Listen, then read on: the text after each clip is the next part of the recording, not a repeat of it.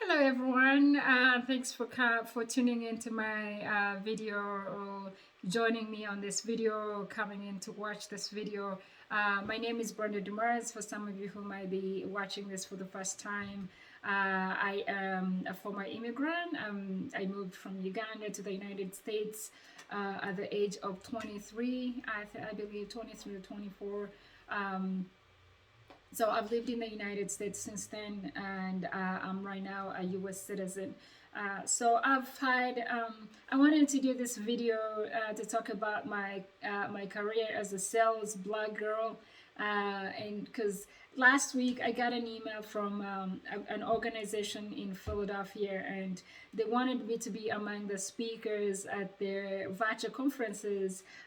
This organization pretty much works with or helps young it tries to mentor young black women in Philadelphia. And I guess they this lady who reached out to me has been my friend on LinkedIn for about 7 years.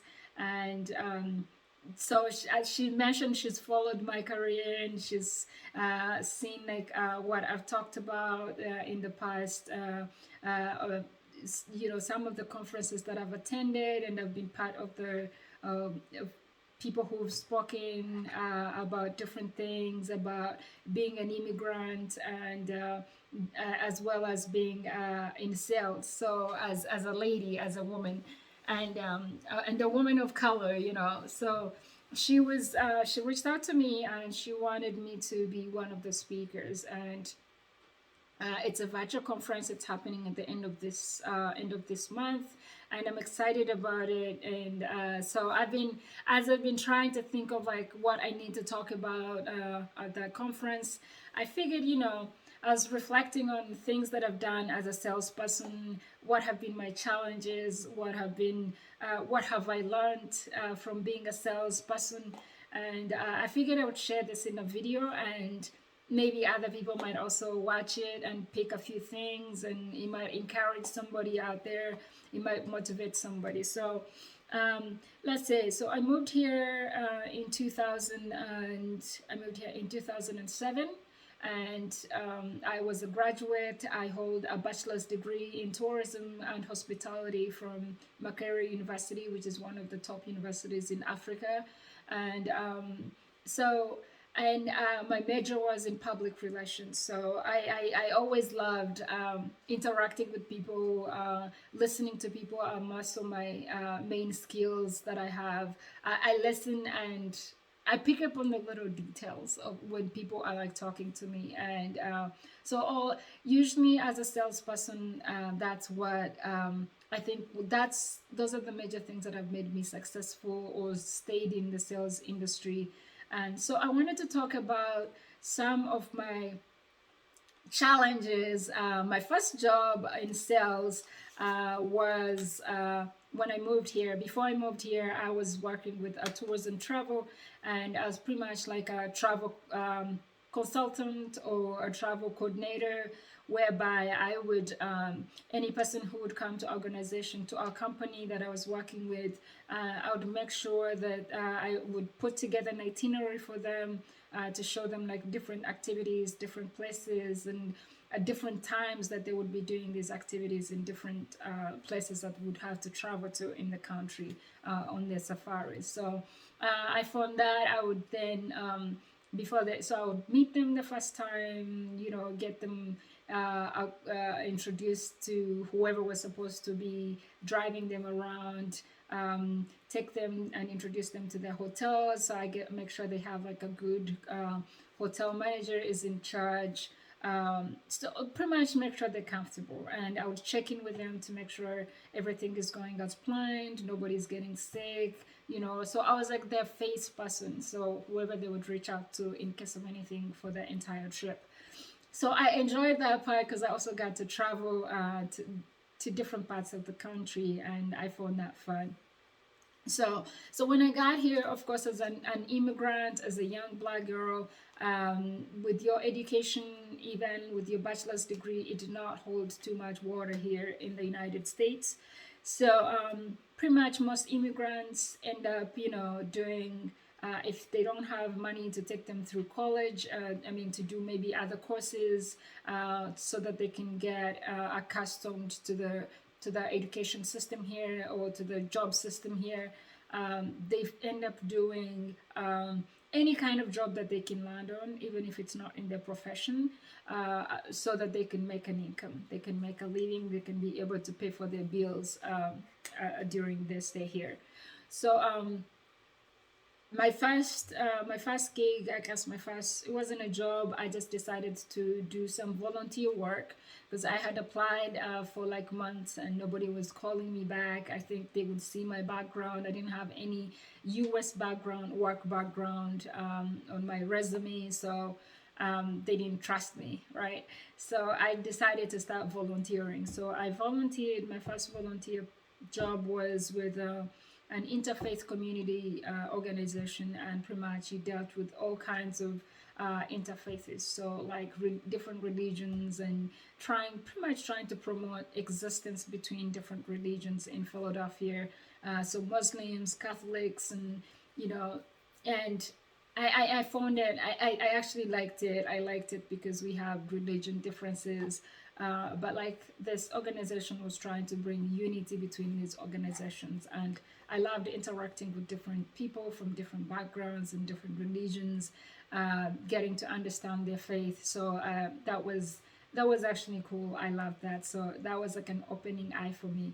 And then after that, of course, it was a volunteer job.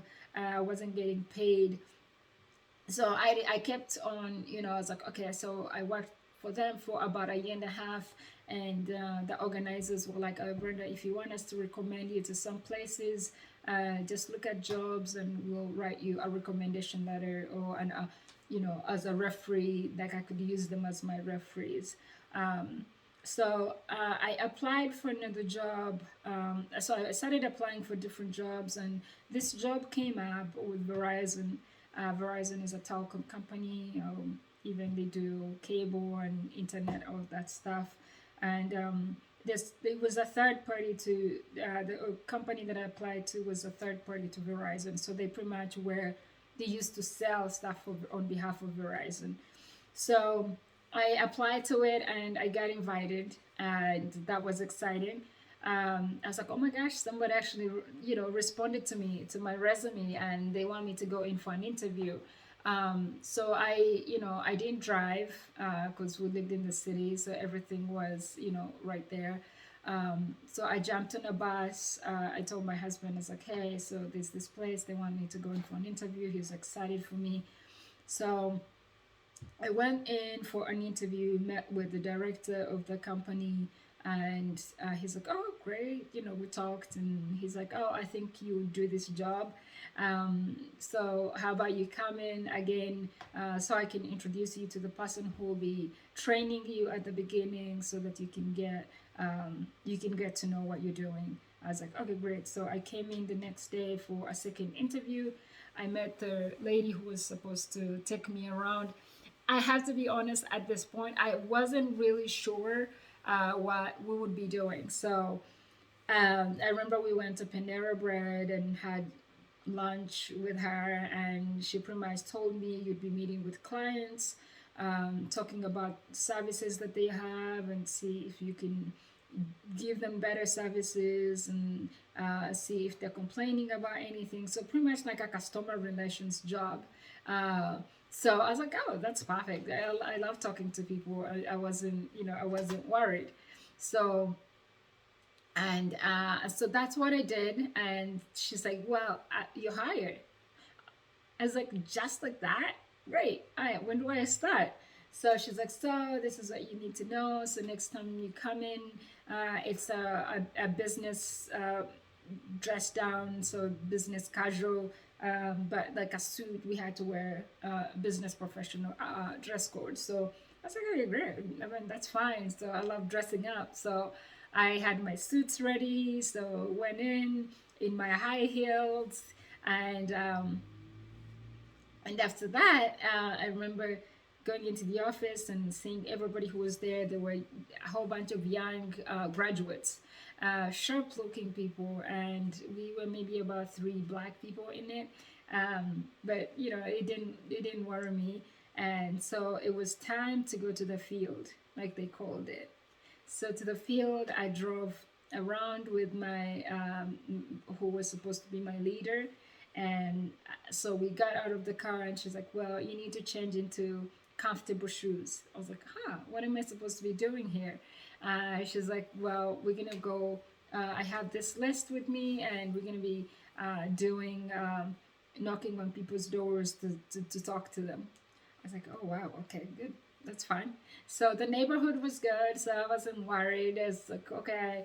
And then we went, knocked to a few houses. We got like hard nose, like, "No, not interested. I don't want you at my door." So I was like, okay, this doesn't look like fun. Um, so and then we went on, so fast forward, I started going out on my own. I did not tell my husband what exactly I was doing, because he did not I told him what I was doing, but he told me I needed to stop. He said it was not safe going around in neighborhoods, knocking on people's doors. It was not safe, and he didn't like it. So I was like, well, I'm not a quitter. So I was like, I don't think anybody will harm me. So I'm just gonna keep doing it, and maybe I'll get better at it. And if this is like my first opportunity to start working. So fast forward, what did I learn from that? So it was not easy. It was hard. I got, like things that I got from that job were rejection. So rejection at the doors. First of all, if you've ever had people come to your door and ring the doorbell or knock at your door, and then you have to open, some could be Jehovah Witnesses or people trying to get you to go to vote. So I was like one of those people. We were like one of those people. Like you just show up and you're like talking about what services people have, and with cable, so like the TV channels and the internet, and trying to sell them different packages.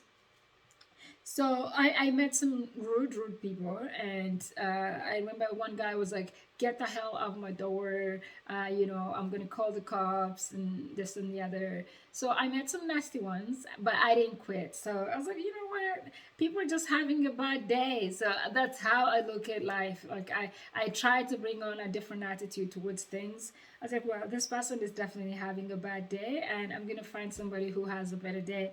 So I kept on going, and finally I started getting, I started learning the tricks, like finding some icebreakers, finding things to connect with these people immediately. If I knock at your door and they have like great flowers in their front door, or they have like very nice compounds, I would compliment them on things like that.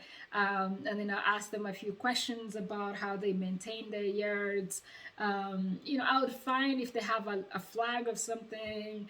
If they have like a flag of a different country, then I would know these are immigrants. So I'd find things that I can comfortably talk about with these people to break some ice. And that helped me a lot. I started getting somebody who was talking to me behind the door finally opened the door, came outside if it was nice outside, or stood in front of the patio and talked to me for 10, 15 minutes. And we got to know each other. So it helped me to sell myself before selling the product. So, and this is something that I can tell other salespeople, other younger salespeople, is people do not buy the product usually. They'll first buy you, especially if they're buying it from somebody. So they have to first buy you. They have to first trust you. They have to first feel comfortable with you before they sign into something that you're selling. So people do not like to feel like they've being sold something, so they want to feel like they are buying something. I wonder if that makes a difference to you guys.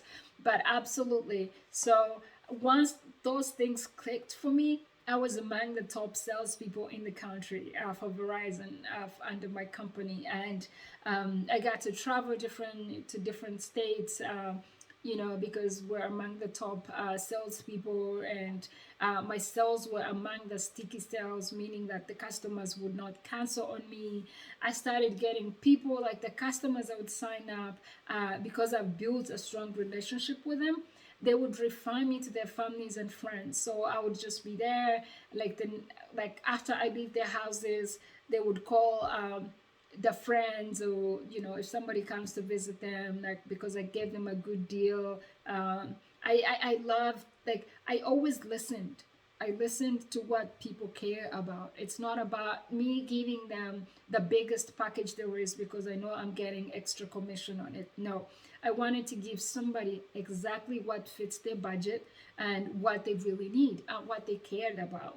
So, and that's how I earned my trust with most of my clients up to now. Years after I left the company, these customers still call me and say, hey B, can you hook me up, can you hook my sister up, they have this package with that's a Comcast and they're paying a fortune, can you switch them to Verizon? And so I have to go back to my friends and see how, if they're still working for the company, how, if I can just give them the sale, if they can go talk to my friends, my former customers, and see if they can upgrade the services and stuff like that.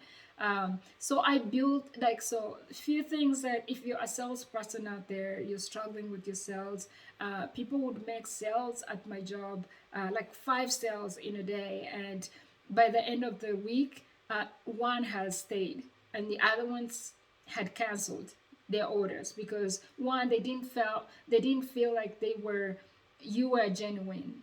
You maybe pressured them into buying something, or they didn't trust you.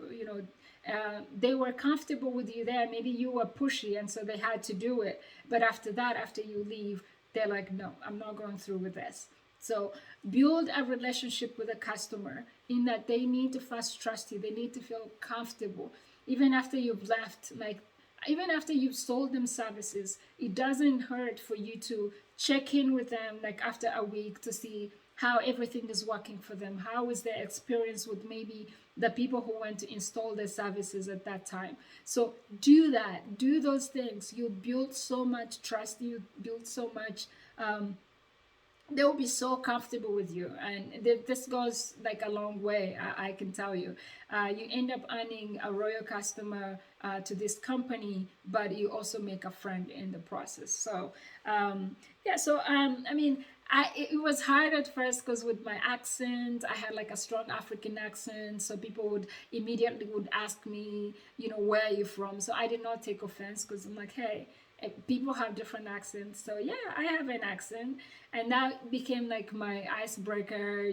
I'll be like, hey, I know you probably will be saying pardon, sorry about my accent, I'm originally from Uganda, Africa. So and people would like immediately like open up to me and like talk to me about different countries, ask me about Uganda, asking me about Idi Amin, so all those like things that they know about the country or things that they don't know about the country, they will ask me to tell them how it is like there.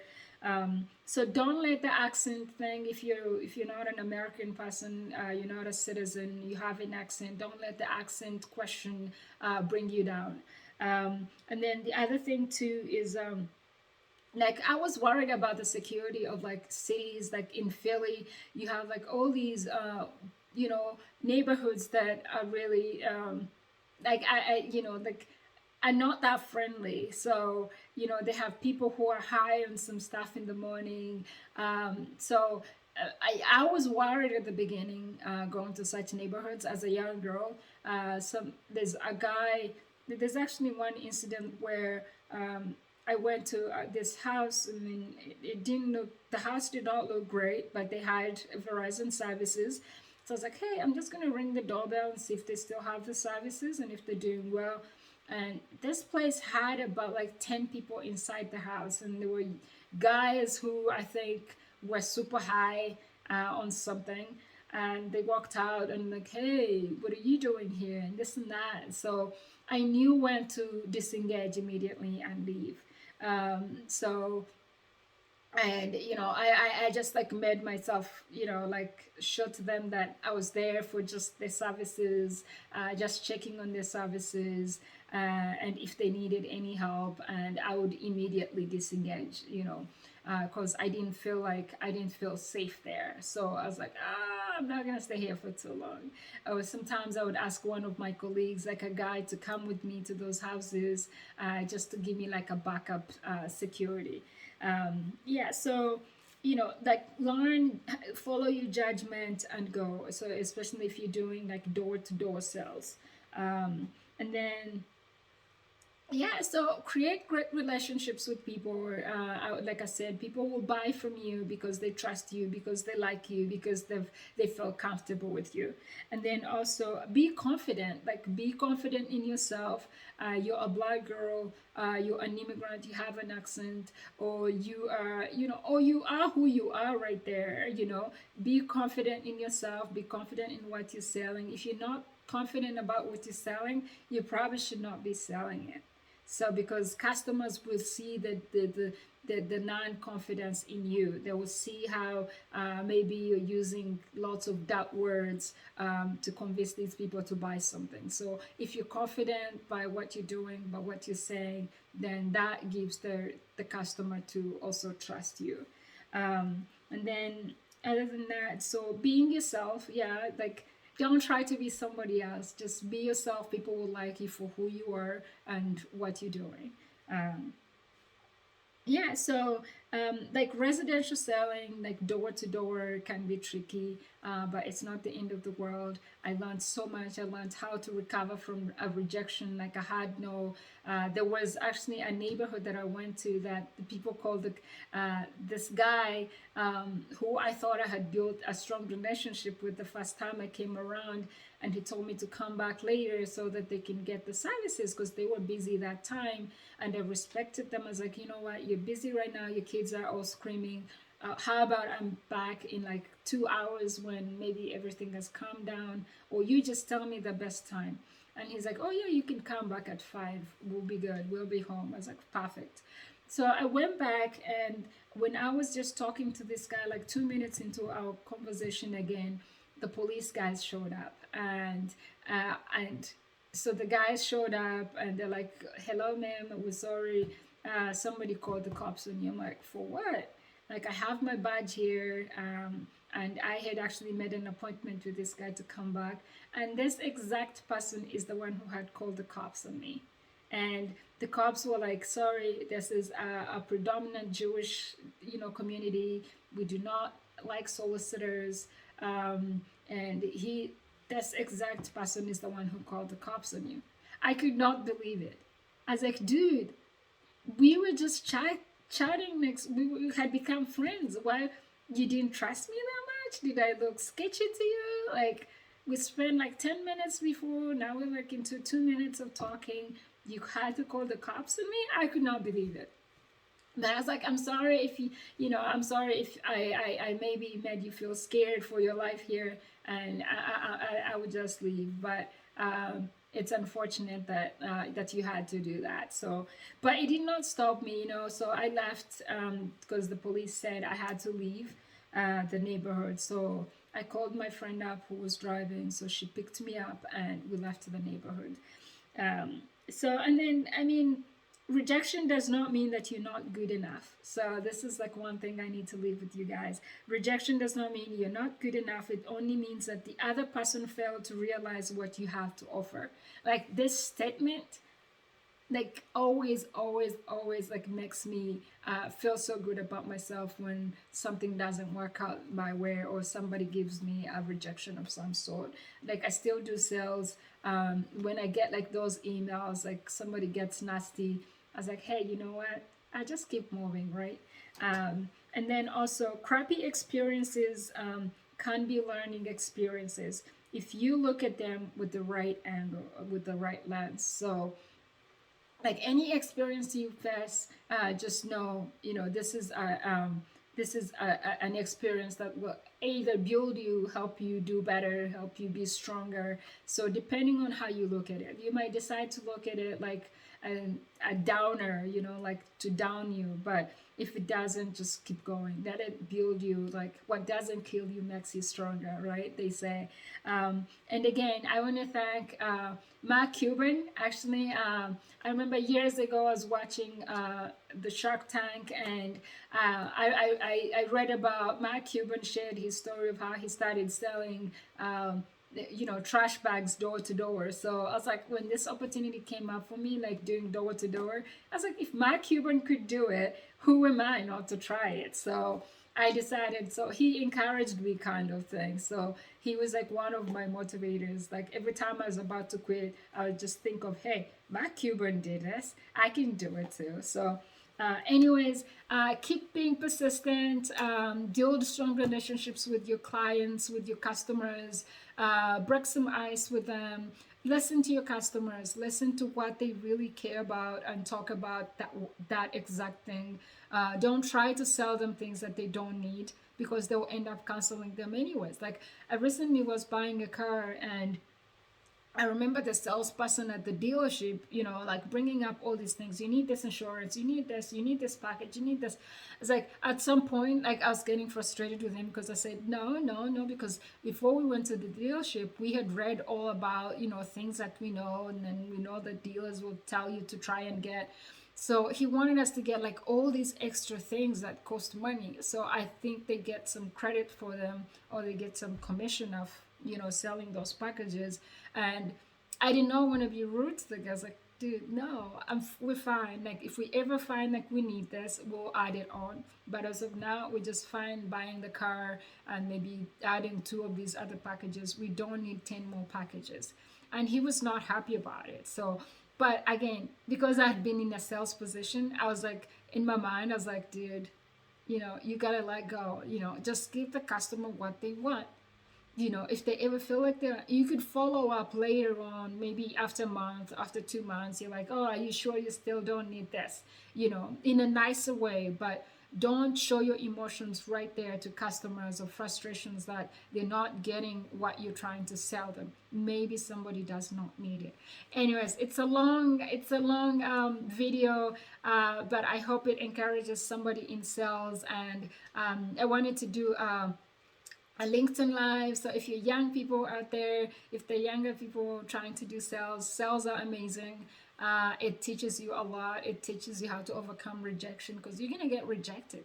Like in your emails, you're going to reach out to people who will be nasty to you, but just treat them like experiences and keep moving, and just pretend like somebody's having a bad day. Like we all have bad days, and you happen to be the one they wanted to leash on, to unleash on. So just cover that up and keep going. Okay, you take care. I hope to see you guys. I hope everything opens up again and we're able to travel in conferences.